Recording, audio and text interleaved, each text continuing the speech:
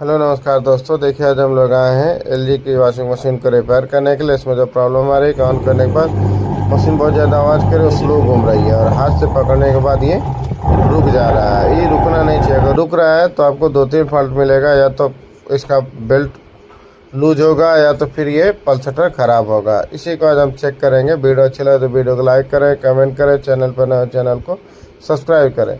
देखिए हम लोग पीछे से अभी खोल के चेक कर रहे हैं कि प्रॉब्लम क्या है।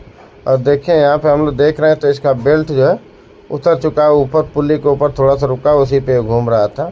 ये बेल्ट हम लगा देंगे तो ये फिर मशीन ओके हो जाएगी। देखिए इस बेल्ट को हम लोग चढ़ा रहे हैं। आप भी ऐसे चेक करके आप अपने मशीन को खुद भी सही कर सकते हैं। देखिए हम लोग ऑन कर दिए और ये मशीन ओके हो चुकी है, बिल्कुल सही चल रहा है। देखिए अब हाथ से रोक रहा है तो ये नहीं रुक रही है।